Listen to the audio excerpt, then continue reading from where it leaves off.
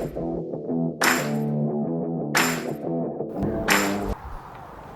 ំរាបសួរពុកម៉ែបងប្អូនទាំងអស់គ្នាថ្ងៃនេះខ្ញុំមកដល់ក្រុងបានលុងនៃខេត្តរតនគិរី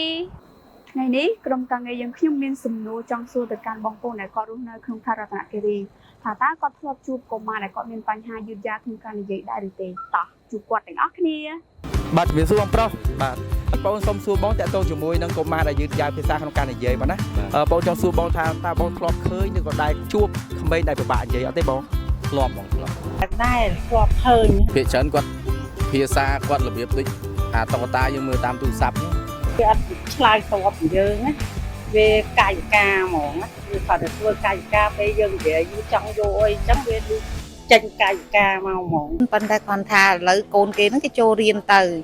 ឡូវគ្រូគេបរៀននិយាយទៅចេះនិយាយកាលមុនវាអត់ចេះនិយាយវាដើរតែវាដូចថាអត់សួរពីណាសួរកុំមាត់អីអញ្ចឹងណាការយឺតយ៉ាវលើការនិយាយការពិតមួយចំនួនដែលឆែកបានរហ័សកុមារអភិវឌ្ឍការនិយាយក្នុងកម្រិតផ្សេងគ្នាប៉ុន្តែការពន្យាពេលទាំងអស់នោះអាចជាសញ្ញាដែលបង្ហាញថាពួកគេត្រូវការជំនួយបន្ថែម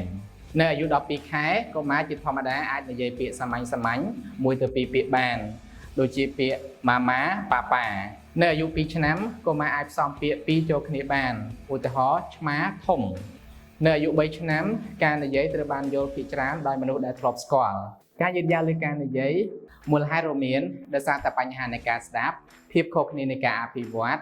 ការបន្ស៊ាំលើផ្នែកភាសានៅមានកម្រិតឬលក្ខខណ្ឌវិទ្យាសាស្ត្រហើយមកវិញទៀតការរកឃើញអត់ទាន់ពេលវេលានាំមកនូវលទ្ធផលល្អប្រសើរ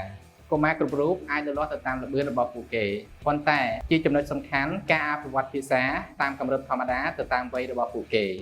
ប្រសិនបើកូនរបស់អ្នកមិននិយាយដូចអាយុដែលរំពឹងទុកសូមកម្រងចាំមើលការគ្រប់គ្រងកាន់តែឆាប់រហ័សនឹងធ្វើឲ្យមានភាពខុសគ្នាជាច្រើនបើប៉ាម៉ាក់មានការព្រួយបារម្ភប៉ាម៉ាក់មិននៅតែម្នាក់ឯងនោះទេ